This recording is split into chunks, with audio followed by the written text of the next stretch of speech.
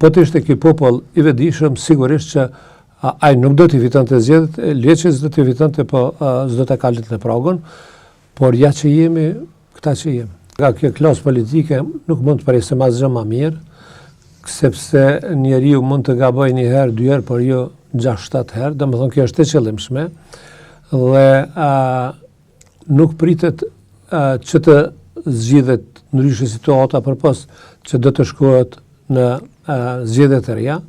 të cilat nuk janë zgjidhja, dhe për fat keq këmbgulja e partisë e cila i ka fitu votat, po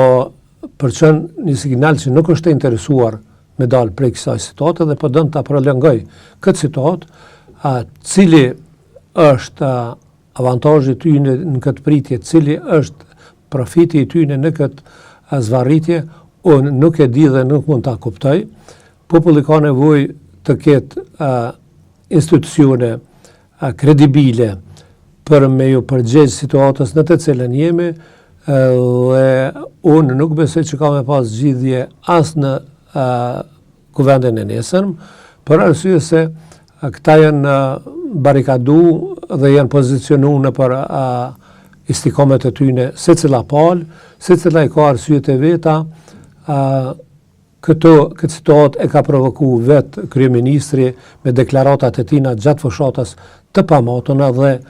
shpesh herë irrituse dhe fyse nënçmuese, që nuk guxon prej gojës të një kryeministri me dalë ajo terminologji çfarë është përdorur në zgjedhjet e fundit, po të ishte ky popull i vetëdijshëm, sigurisht që ai nuk do t'i fitonte zgjedhjet, Ljeçës do t'i fitonte, po s'do të kalente në pragun, por ja që jemi, këta që jemi.